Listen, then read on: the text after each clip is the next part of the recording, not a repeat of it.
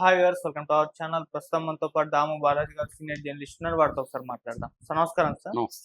Sir, Hyderabad central university భూముల విషయంలో అంటే అమ్మకాలు జరుగుతున్నాయి కదా. ఈ నేపథ్యంలో అటు స్టూడెంట్స్ నుంచి తీవ్ర వ్యతిరేకత వస్తుంది. ప్రతిపక్షాలు కూడా విమర్శిస్తున్నారు. అయితే ఈ నేపథ్యంలోనే ఇటు మావోయిస్టులు కూడా రంగంలో దిగి ఒక లేఖ రాశారు ప్రభుత్వానికి అని చెప్పేసి అని అంటున్నారు. మరి మావోయిస్టు లేఖలో ఏముంది? మరి ఎస్సీయూ భూముల విషయంలో జరుగుతున్న దాన్ని ఏ విధంగా చూడొచ్చు అంటారు సార్? యాక్చువల్‌గా నేను ఈ టాపిక్ మీద అంటే హెచ్‌సియు హైదరాబాద్ సెంట్రల్ యూనివర్సిటీ భూముల విషయంలో వస్తున్న విద్యార్థుల ఆందోళన మీద సెపరేట్ వీడియో చేశాను. ప్రెజెంట్ ఏందంటే మావోయిస్టులు ఒక లేఖ, హెచ్చరిక లేఖ రాశారు. ఒక బెదిరింపు లేఖ ఆహ్, రేవంత్ రెడ్డికి రాశారు.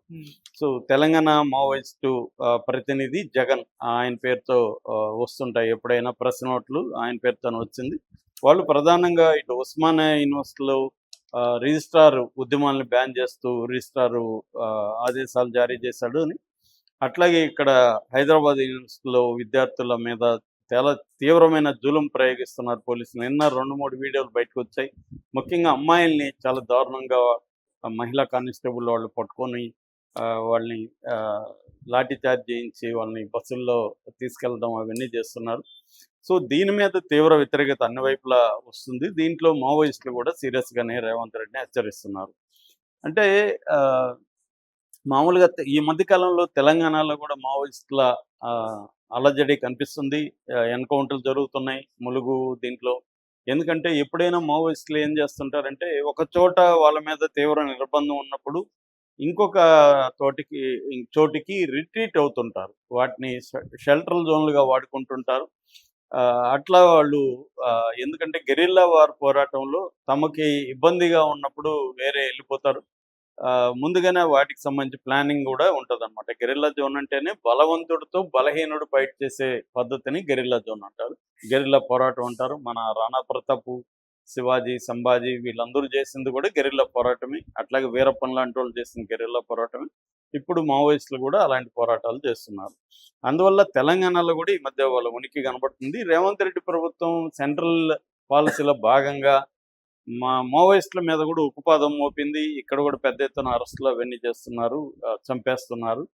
సో ఇది బీఆర్ఎస్లో కూడా జరిగింది. అక్కడ జగన్ ఉన్నప్పుడు జరిగింది, ఇప్పుడు చంద్రబాబు ఉన్నప్పుడు అక్కడ అదే జరుగుతుంది. ఎవరున్నా పెద్ద తేడా రాదు. ఎందుకంటే సెంట్రల్ గవర్నమెంట్ చాలా సీరియస్గా మావోయిస్టులని ఏరివేయాలని డెడ్ లైన్ కూడా పెట్టుకొని కూర్చుంది. నెక్స్ట్ ఇయర్ మార్చి 31 లోపల మావోయిస్టులను ఏరేస్తామని ఆపరేషన్ కగార్ పేరుతో చేస్తుంది. అందులో భాగంగా ఏ రాష్ట్రంలో ఉన్నా కూడా ఆ రాష్ట్ర ప్రభుత్వం ఏ పార్టీ అయినా కూడా కోఆపరేట్ చేయాల్సిన పరిస్థితి ఉంది. సో ఈ నేపథ్యంలో మావోయిస్టులు ఏం చేస్తారంటే ప్రజా ఉద్యమాలు ఏమి ఉన్నాయో చూసుకొని ఆ ఉద్యమాలని సపోర్ట్ చేయడం ద్వారా ప్రజల్లో తమకి సింపతిని, తమ పట్ల కన్సర్న్ని పెంచుకోవడానికి ట్రై చేయడం అనేది ఎప్పటి నుంచో వస్తుంది. ప్రజా ఉద్యమాలు జరిగినప్పుడు వాటికి మద్దతుగా వీళ్ళు ప్రకటనలు ఇవ్వడం కావచ్చు, వేరే ఏదైనా యాక్షన్లు చేయడం కావచ్చు జరుగుతుంది. ఇప్పుడు రేవంత్ రెడ్డికి సీరియస్ థ్రెట్ ఉంది. అంటే ఇది మెల్లమెల్లగా రేవంత్ రెడ్డికి ఈ హైదరాబాద్ సెంట్రల్ యూనివర్సిటీలో 400 ఎకరాల భూమి, సెంట్రల్ యూనివర్సిటీకి సంబంధించిన భూమిని ఆయన ప్రైవేటు వాళ్ళకి ఇచ్చేస్తున్నారు. అది అటవీ భూమి. దీంట్లో అనేక బయో హాట్స్పాట్ అంటారు దీన్ని. ఇది అడవిలో భాగంగా ఉంటుంది. యాక్చువల్గా హైదరాబాద్ యూనివర్సిటీ అనేది తెలంగాణ ఉద్యమం తొలి దశ 1969 ప్రాంతంలో తొలి దశ తెలంగాణ ఉద్యమం పెద్ద ఎత్తున జరిగింది. దాని తర్వాత 1970sలో జయాంధ్ర ఉద్యమం జరిగింది. ఆ సందర్భంగా ఉద్యమాల దీంట్లో నుంచి ఒక 6 పాయింట్ ఫార్ములా అనేది ఇందిరాగాంధీ ప్రభుత్వం తీసుకొచ్చింది. అందులో సెకండ్ ఫార్ములాగా ఈ హైదరాబాద్ సెంట్రల్ యూనివర్సిటీని ఇక్కడ పెట్టారు. వెనుకబడిన ప్రాంతం కాబట్టి ఇక్కడ పెట్టారు. కంచె గచ్చిబౌలి అనే విలేజ్ దగ్గరున్న ఫారెస్ట్లో ఈ 2300 ఎకరాల్లో 1973-74లో ఈ యూనివర్సిటీ పెట్టారు. ఆ తర్వాత 500 ఎకరాలు దీని నుంచి అమ్మేసి IT triple IT campus, Gachibowli stadium, తర్వాత బస్సు డిపో వీటన్నిటికి ఒక 500 ఎకరాలు ఈ 2300 ఎకరాల్లో తీసుకున్నారు. దాని తర్వాత 400 ఎకరాలని 2003లో ఐఎంజీ భారత్కి కట్టబెట్టింది ప్రభుత్వం. కానీ అది అప్పుడు స్పోర్ట్స్ ఫెసిలిటీల ఏర్పాటు కోసం 500 ఎకరాలు తీసుకున్నారు. కానీ వాళ్ళు చేయకపోయేసరికి 2006లో దాన్ని వెనక్కి తీసుకున్నారు. అప్పటి నుంచి పెండింగ్లో ఉంది. నిజానికి లీగల్గా ఈ 400 ఎకరాల మీద హైదరాబాద్ సెంట్రల్ యూనివర్సిటీకి ఎటువంటి రైట్స్ లేవు.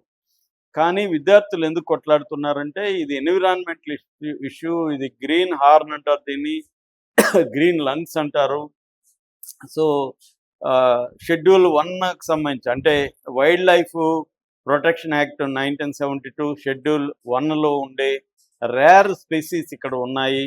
మానిటర్ లిజార్డ్ ఉంది, ఇండియన్ రాక్ పైథాన్ ఉంది, 4 హార్న్డ్ యాంటలోప్ ఉంది, పీ ఫౌల్ ఉంది, హనుమాన్ లాంగూర్ ఉన్నాయి, పోర్కుపైన్స్ ఉన్నాయి, బర్డ్స్లో ఈగిల్ హోల్స్ ఉన్నాయి, తర్వాత ప్యారడైజ్ ఫ్లై క్యాచర్స్ ఉన్నాయి. ఇలాంటి ఒక రేర్ స్పీసీస్ ఇక్కడ ఉన్నాయి. ఇప్పుడు అవన్నీ ధ్వంసమైపోతాయి. అట్లాగే ఆల్రెడీ నైట్రోజన్ డయాక్సైడ్ అంటే పొల్యూషన్ లెవెల్ని దీంతో కొలుస్తారనమాట. అది WHO హైయెస్ట్ 80% అంటే ఇది క్రాస్ చేసేసింది ఆల్రెడీ. NO2 అంటారు, NO2 లెవెల్స్. సో ఇప్పుడు ఇవన్నీ కొట్టేయడం ద్వారా పొల్యూషన్ పెరుగుతుంది తీవ్రంగా. ఇవి ఈ స్పెసీస్ పోతాయి. తర్వాత యూనివర్సిటీల భూమికి రోజు రోజు కరిగిపోవడం ద్వారా పబ్లిక్ ఎడ్యుకేషన్ అనేది దెబ్బతింటది. ఇవన్నీ వాళ్ళు మాట్లాడుతున్నారు. Revanth Reddy point of view నుంచి అభివృద్ధి ఇంపార్టెంట్, వీళ్ళకి 1800 ఎకరాలు అవసరం లేదు, పైగా ఈ 400 ఎకరాలు యూనివర్సిటీ కాదు, దీనికి బదులుగా వేరే వాళ్ళకి ఆల్రెడీ ఇచ్చేశారు. సో అక్కడ వీళ్ళు అంటున్న స్పెసీస్ లేవు, ఏమి లేవు అని మొన్న అసెంబ్లీలో కూడా అక్కడ పులులు లేవు, జింకలు లేవు, ఉన్నది గుంట నక్కలే, అభివృద్ధిని అడ్డుకునే గుంట నక్కలే అని విద్యార్థులను ఉద్దేశించి అన్నాడు ఆయన. సో దాంతో ఇంకా అక్కడ విద్యార్థులు ఎక్కువైంది.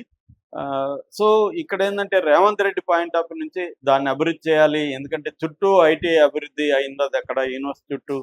సో ఇప్పుడు ఐటీ పార్కులు, తర్వాత రెసిడెన్షియల్ కాంప్లెక్స్లు ఇవన్నీ అక్కడ కట్టడానికి అవసరం ఉంది. దాదాపు 10,000 కోట్ల వర్త్ ఈ 400 ఎకరాలు చేస్తుంది అనేది ఆయన చెప్తున్నాడు. ఎందుకంటే రేవంత్ రెడ్డికి ఉన్న టార్గెట్ ఏంటంటే తాను 10 ఏళ్ళు తానే సీఎంగా ఉండాలని ఉంది. రెండోది కేసీఆర్ ముద్రని తెలంగాణలో తుడిచిపెట్టాలని ఉంది. అందుకని అభివృద్ధి సంక్షేమం అనేవి ఆయన బలంగా తీసుకెళ్తున్నాడు.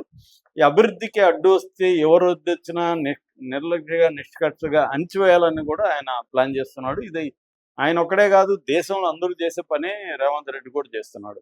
అభివృద్ధికి ఎవరు అడ్డుకున్నా వాళ్ళని కంప్లీట్గా తొలగించుకొని ముందుకెళ్ళాలి. అంటే అభివృద్ధి వర్సెస్ నేచర్ ప్రిజర్వేషన్ అన్న మోడల్ ప్రపంచవ్యాప్తంగా ఇవాళ ఘర్షణ వైఖరి తీసుకుంది. మనకు అభివృద్ధి కావాలి. ఇప్పుడు దీన్ని వ్యతిరేకించే వాళ్ళు కూడా అభివృద్ధి ఫలాలను అనుభవిస్తున్నారు. అభివృద్ధి మోడల్ వేరే మోడల్ లేదు మనకు, విధ్వంసంలో నుంచి అభివృద్ధి ఉంది.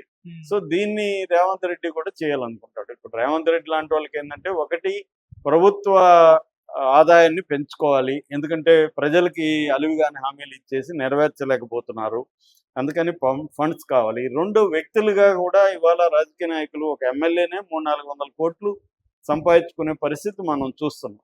అలాంటిది ఒక సీఎం స్థాయి వాళ్ళు సంపాదించుకోరా, వాళ్ళకి అవసరం లేదా అంటే ఇవాళ ఉన్న మనకి రాజకీయ మోడల్ ఏదైతే ఉందో, పొలిటికల్ మోడల్, డెమోక్రటిక్ మోడల్, ఈ మోడల్లో డబ్బులు సంపాదించడం అనేది ప్రధాన కర్తవ్యంగా వ్యక్తులకైనా పొలిటికల్ పార్టీకైనా ఉంది. డబ్బులు సంపాదించాలంటే ఎలా సంపాదిస్తారు? అభివృద్ధి చేస్తేనే కదా డబ్బులు వస్తాయి. ఏదో 10,000 కోట్లు, 20,000 కోట్లు, 50,000 కోట్లు, 1,00,000 కోట్లు ప్రాజెక్టులు చేస్తేనే దాంట్లో వీళ్ళు పర్సంటేజ్ తీసుకోగలుగుతారు. లేకపోతే ఓన్లీ చిన్న చిన్నవి అమ్ముకొని బతకాలి.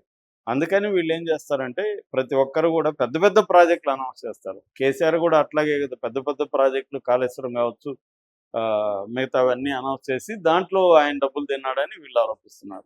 సో అట్లా రేవంత్ రెడ్డి ఒకటి తను శాశ్వతంగా అభివృద్ధి మోడల్లోకి వెళ్ళి అభివృద్ధి చేయడం ద్వారా తను అభివృద్ధి సంక్షేమం చేయడం, ప్రజల్లో 10 ఏళ్ళు పరిపాలించాలని ఒకటి. రెండు, తమ వ్యక్తిగతంగా కూడా అభివృద్ధి చేయగలిగితే తన ఆస్తులు కూడా పెంచుకునే అవకాశం ఉంది. ఈ యాంగిల్లో రేవంత్ రెడ్డి ఆలోచిస్తున్నాడు. రేవంత్ రెడ్డి ప్లేస్లో ఎవరున్నా అదే చేస్తారు, వేరే మార్గం లేదు. అట్లని రేవంత్ రెడ్డి ప్లేస్లో ఎవరన్నా అదే చేస్తారు కాబట్టి మేమెందుకు గమ్మున ఉండాలి అనే ప్రశ్న కూడా విద్యార్థులు వేసుకున్నారు. నిజానికి తెలంగాణ సమాజంలో ఒక విద్యార్థులు తప్ప మిగతా సెక్షన్లంతా కూడా రేవంత్ రెడ్డి ప్రభుత్వం మీద గట్టిగా ఫైట్ చేయట్లేదు. అంతకుముందు కూడా కేసీఆర్ దీంట్లో కూడా తెలంగాణ ఉద్యమంలో పాల్గొన్న చాలామంది కేసీఆర్కి సరెండర్ అయిపోయారు. ఆయన ఇచ్చిన పదవులకి సరెండర్ అయిపోయి పదవులు అనుభవిస్తూ సైలెంట్గా ఉన్నారు. ఇప్పుడు అదే పని రేవంత్ రెడ్డి కూడా ఒక సెక్షన్ని, ఫర్ ఎగ్జాంపుల్ కోదండరామరెడ్డి సైలెంట్గా ఉన్నాడు. ఒక హరగోపాల్ లాంటి వాళ్ళే అప్పుడైనా ఇప్పుడైనా దీని మీద మద్దతు ఇస్తూ పనిచేస్తున్నారు తప్ప చాలామంది రేవంత్ రెడ్డి ఇచ్చే పదవులు కావచ్చు, ఇంకోటి కావచ్చు చేసి సైలెంట్గా ఉన్నారు. ఈ క్రమంలో విద్యార్థులే ఇక్కడ పోరాడుతున్నారు. కానీ వాళ్ళ పోరాటం చూస్తే చాలా బలహీనంగా కనిపిస్తుంది. వాళ్ళకి రావాల్సినంత మద్దతు అయితే రాలేదు. ఇప్పుడిప్పుడే బీజేపీ, బీఆర్ఎస్ కూడా రంగంలోకి దిగుతున్నాయి. ఏదేమైనా రేవంత్ రెడ్డికి ఇది కొంత తలనొప్పిగా మారే అవకాశం అయితే కనిపిస్తుంది. ఆయన కూడా దీన్ని మొండిగా వాళ్ళని నేను ఏమైనా చేసి అరెస్టులు చేసి లాఠీలతో కొట్టైనా నేను అభివృద్ధి చేస్తాననేది మెథడ్ కాకుండా వాళ్ళతో డైలాగులకెళ్ళాలి. కొంత మేధావులతో, విద్యార్థులతో చర్చల్లోకి వెళ్తే కొంచెం ఈయనకి మంచి పేరు వచ్చే అవకాశం ఉంది. అది కాకుండా నేను కూడా నిరంకుశంగా చేస్తానంటే అది రివర్స్ ఖచ్చితంగా అవుతుంది. Okay sir. Thank you so much.